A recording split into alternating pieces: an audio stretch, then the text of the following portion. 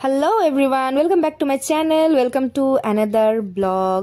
কেমন আছেন আপনারা? আশা করি সবাই ভালো আছেন, সুস্থ আছেন। আমরাও ভালো আছি, সুস্থ আছি। আর দেখে বুঝতেই পারছেন যে আমরা এসছি তিনজনে বেরু বেরু। এটা যেখানে এসছি সেটা হচ্ছে একটা বড় গ্রাউন্ড, আর এই গ্রাউন্ডের মধ্যে লাগে খাবারের মেলা। খাবারের মেলা মানে এটা পুরো বছরই থাকে, এটা কোনো অকেশন ওয়াইজ হয় না বা কোনো সিজন ওয়াইজ হয় না।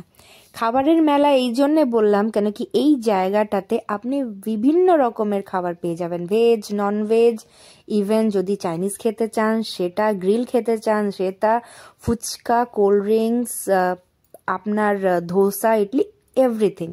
তো আমরা আগেও এসেছি আর এইবারও এসে গেলাম। যেহেতু ছুটি কাটাতে এসছি, এখানে আসবো না সেটা কি করে হয়।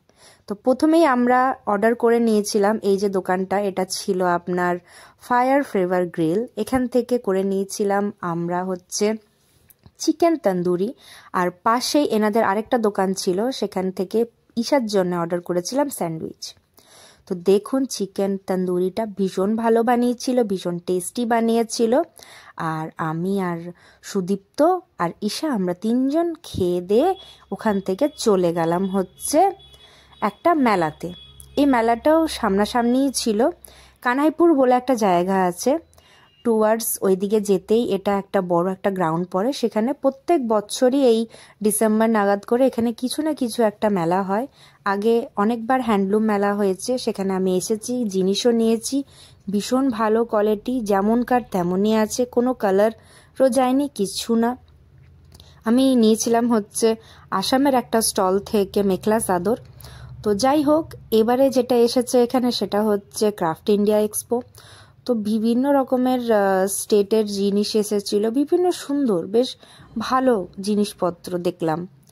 তো আমরা পুরো মেলাটা ঘুরে দেখছিলাম আর সব কিছু একবার দেখছিলাম দোকান কেমন হয়েছে বা কেমন এসছে, পরে যদি আবার আসি কেমন কি রেট বা কস্ট জিনিসপত্রর। তো এখান থেকে টুকটাক কিছু নিয়েও ছিলাম। তো এই যে জুতোর দোকান দেখছেন পাশেই, সেখান থেকে ঈশার জুতো নেওয়া হয়েছিল, লাস্টে আপনারা দেখতে পাবেন। আর বেশ দাম, হ্যাঁ অবশ্যই একটু বেশি, কিন্তু ওনারাও তো আসেন এখানে স্টল দেয়, তাদেরও একটা কস্ট থাকে, ওনাদেরকেও একটা এখান থেকে মার্জিন নিজেদের প্রফিটের নিয়ে যেতে হয়। সেই হিসাবে নর্মাল দোকানের থেকে কস্ট অবশ্যই বেশি, কিন্তু হ্যাঁ আমার এক্সপিরিয়েন্স আছে, বললামই আপনাদেরকে যে আমি হ্যান্ডলুম মেলার থেকে একটা জিনিস নিয়েছিলাম, 2 বছর হয়ে গেছে, জিনিস কিন্তু ভীষণ সুন্দর আছে, এক ফোঁটা নষ্ট হয়নি।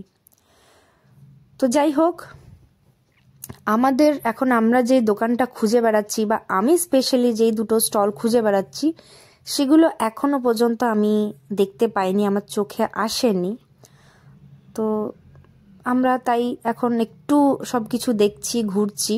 আর ওই যে আমার চোখে পড়ে গেছে যে জিনিসটা কি। তো যাই হোক, আমি এতক্ষণ ধরে খুঁজছিলাম যে দুটো দোকান, তার মধ্যে একটা পেয়ে গেছি, সেটা হচ্ছে মুখরোচক জিনিসের দোকান, মানে চকলেটস, ক্যান্ডিজ। ফাইনালি যখন নিজের ফেভারিট কর্নার দোকানের পেয়ে গেছি, তখন আর বেশি দেরি না করে ছটপট ওখানে চলে গেছিলাম আর সব কিছু চেক করছিলাম যে কোনটা নেওয়ার আছে। অ্যাকচুয়ালি আমি ভীষণ নারাজ একটা জিনিস থেকে, আমি সব কিছু যেটা আমার পছন্দ না বা যেটা আমি নেব না সেটা আমি টেস্ট করতে একদমই নারাজ। তার কারণ হচ্ছে তাদেরও একটা কস্ট থাকে, যত একটু একটু করে যদি সবাই একবার করে করে টেস্ট করে তাহলে তো ওনার কোয়ান্টিটি কমে যাবে না। তাই জন্য আমার যেটা পছন্দ হয়েছে আমি ওনাকে সেটাই বলেছি যে আমি সেটাই টেস্ট করবো, আপনি সেটাই আমাকে দেবেন। তো যাই হোক, তারপর চলে এসেছিলাম ওখান থেকে বিল বানিয়ে আমার আরেকটা ফেভারিট কর্নারে, সেটা হচ্ছে এই যে আচারের কর্নার। তো এটা শুধু আচারের কর্নার ছিল না, এখানে ভেরিয়াস টাইপের মোরব্বা, আচার, পাঁপড়, চিপস সব কিছুই ছিল। আর আমি সবার আগে ওখানে গিয়ে পরে বলেছিলাম আমাকে এই লাল লঙ্কার আচারটা টেস্ট করাতে। অ্যাকচুয়ালি এই লঙ্কার আচারটা আমার মেমোরিজগুলোকে রিক্রিয়েট করে দিল স্কুল দিনের।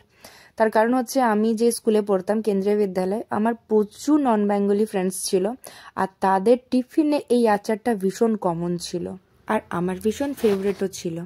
আর ওগুলোর পরেই আমার নজর চলে গেছিল ব্যাম্বু শ্যুটের দিকে। তো যেহেতু ব্যাম্বু শ্যুট সব জায়গায় পাওয়া যায় না, তো আমি প্ল্যান করলাম যে এটাও নেব। তো তার জন্য আমি সুদীপ্তকে একটু টেস্ট করালাম, আর সুদীপ্তর এক্সপ্রেশন দেখে বুঝতেই পারছেন যে ওর ভালোই লেগেছে। তাই আমি আর সুদীপ্ত একদম 100% রেটিং দিয়ে আমরা ওটা নিলাম। আর সাথে সাথে রসুনের আচার এই যে ভাই এখন প্যাক করছে। আর ওখানে কিন্তু পাশে ছোট ব্যাম্বু শ্যুটের আচারও ছিল, প্লাস বড় ব্যাম্বু শ্যুটেরও আচার ছিল, মানে বড় চাংসও ছিল। তো সুদীপ্ত একবার জিজ্ঞেস করলো, তো আমি বললাম যে না, আমি বড়টা নেব না, আমি ছোটটা নেব। আর আচারের কর্নার থেকে চোখটা সরিয়েই অন্যদিকে দেখলাম যে মুরব্বাও আছে। এই দেখুন, বেলের মুরব্বা, মানে এখানে সব রকম ছিল, বেল, আমলা, এভরিথিং। ওখান থেকে বিল বানিয়েই আমরা বেরোচ্ছিলাম, তখন নজর পড়লো চুড়ির দিকে। ভীষণ ভালো ভালো চুড়ির কালেকশন ছিল, মানে ভীষণ ভালো লেগেছে আমার, বাট নেওয়া হয়নি, আমি নিইনি। আর এরপর চলে গেছিলাম লাস্টের দিকে, যেখানে ভীষণ সুন্দর সুন্দর কাঠের জিনিস ছিল, ইভেন কাঠের চাবি, তালা, যেগুলো আপনারা বাড়িতে ডেকোরেট মানে হোম ডেকোর হিসাবেও ইউজ করতে পারেন, সেই সব জিনিসপত্র ছিল। তারপর আবার আমরা ঘুরে এসে একটু জুতোর দোকানে দাঁড়িয়ে ঈশার একটা জুতো নিয়েছিলাম। তো আজকের জন্য ব্লগটা এখানেই শেষ করব, আগামী দিনে নতুন একটা ব্লগ নিয়ে ফিরবো। আশা করি এই ব্লগটা ভালো লেগেছে। ততক্ষণ অবধি বাই, সবাই ভালো থাকবেন। আর এই দেখুন, লাস্টে আপনাদেরকে দেখিয়ে দিই যে মেলার থেকে টুকটাক জিনিসপত্র আমরা কি কিনেছিলাম।